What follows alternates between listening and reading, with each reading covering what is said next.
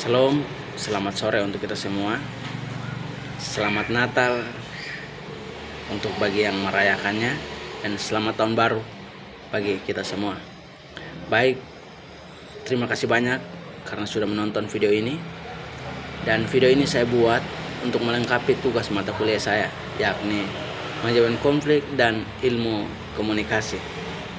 Dalam video kali ini saya buat ini untuk supaya menjelaskan tentang bagaimana komunikasi yang baik dan benar. Nah, baik saudara-saudara, ketika hal ini dibuat, maka tentu punya fokus utama.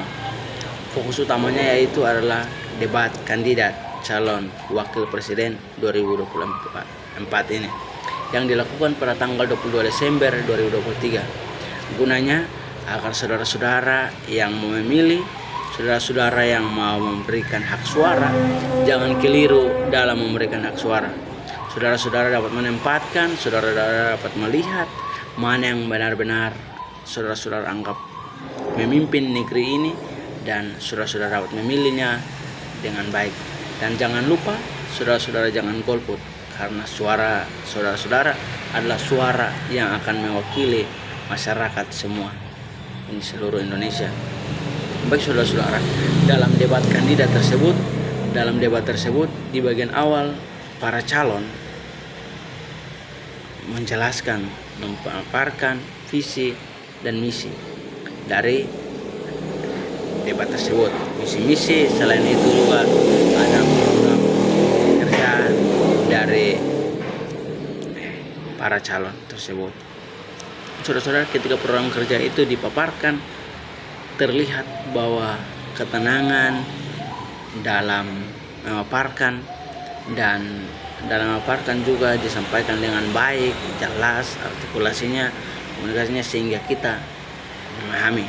Sebagai saya menanggapi bahwa saya memahami. Saya tidak tahu bagaimana saudara-saudara menanggapi hal itu, tetapi saya memahami tentang hal itu, di mana komunikasinya jelas, artikulasinya jelas, dan semua jelas ketika dalam memaparkan visi misi dan memaparkan program kerja tersebut. Kemudian dilanjutkan lagi dalam pemaparan tersebut, masuk dalam sisi tanya jawab, dalam sisi diskusi, dalam sisi debat. Di situ terlihat bahwa kalau ketika kita belajar tentang komunikasi, di mana komunikasi itu harus kita mengontrol emosi, kita mengontrol cara kita berbicara, mengontrol bagaimana kita harus menyampaikan apa yang kita sampaikan, sehingga tidak terlihat bahwa kita terbantah-bantah, tidak terlihat bahwa kita itu tidak paham akan materi, tidak terlihat bahwa kita tidak mampu menguasai materi dengan baik. Nah, itu dalam berkomunikasi. Tetapi dalam hal yang awal, ketika dia menjelaskan tentang visi, ketika calon kandidat menjelaskan tentang visi dan misi, terlihat jelas bahwa semuanya itu jelas.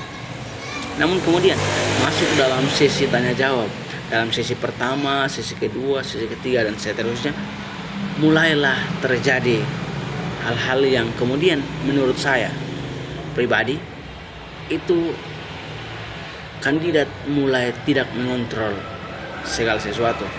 Artinya terlihat bahwa mereka seperti tidak menguasai materi, seperti mereka seakan-akan emosi yang dibicarakan, bukan argumennya, bukan apapun yang disampaikan, tapi itu semacam emosi yang diutarakan. Karena itu dalam bagian ini skill komunikasi yang saya belajar dari dosen saya di kampus, saya melihat bahwa hal itu kemudian menjadi sebuah hal yang tidak menyenangkan atau tidak mengenakan, yang dimana dari kandidat 01 dan 03 terlihat bahwa mereka terlalu bergesa-gesa, terlalu gegabah, bahkan ada yang kemudian menjawab pertanyaan tidak sesuai dengan apa yang ditanyakan. Nah, kemudian dalam 02, calon wakil presiden 02, dalam calon presiden 02 itu terlihat bahwa dia tenang, menjelaskan semuanya dengan baik. Nah, jadi ketika saya menjelaskan ini, saya bukan mau mengintervensi saudara atau membenarkan bahwa 02 benar, tapi ini menurut pengamatan saya. bahwa dalam berkomunikasi, dalam berretorika, dalam berbicara, yang saya belajar dari dosen saya bahwa ketenangan itu penting. Lalu ketika kita tenang dan berpikir tentang bagaimana kita harus menjelaskan sesuatu, supaya kelihatan kita menguasai materi, kelihatan kalau kita menguasai akan apa yang akan dibicarakan.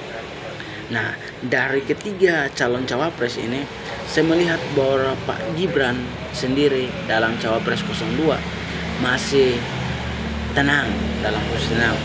Tapi ketika dalam Pak Mahfud MD masih tenang, tapi sedikit terkecoh dengan beberapa pertanyaan yang kemudian seakan-akan terbawa emosi. Nah, kemudian Pak 02 Muhammad Iskandar pun demikian. Muhammad Iskandar terkecoh dan kemudian menjawab pertanyaan-pertanyaan yang kemudian tidak sesuai dengan apa yang dipertanyakan. Sehingga dapat saya simpulkan bahwa dalam komunikasi, dalam kita berkomunikasi, tentu hal penting yang harus kita pikirkan, tentu hal penting yang harus kita tahu bahwa komunikasi itu penting. Bahwa hal yang kemudian dibangun adalah penguasaan materi, penguasaan panggung, dan penguasaan akan mengontrol emosi. Karena tiga hal ini penting dalam berkomunikasi. Apalagi kita berkomunikasi untuk meyakinkan orang lain. Jangan membawa tendensi emosi pribadi, jangan membawa hal yang baik. Jangan membawa hal yang kemudian membuat orang lain gaduh, membuat orang lain tidak mengerti akan apa yang kita sampaikan. Oleh karena itu, Bapak Ibu, saudara-saudara sekalian, dari video singkat ini yang akan menunjang mata kuliah saya pikir hal itu yang akan saya sampaikan. Karena ketika saya menyampaikan lebih banyak, masing-masing orang punya perspektif yang berbeda, masing-masing orang punya pandangan yang berbeda, masing-masing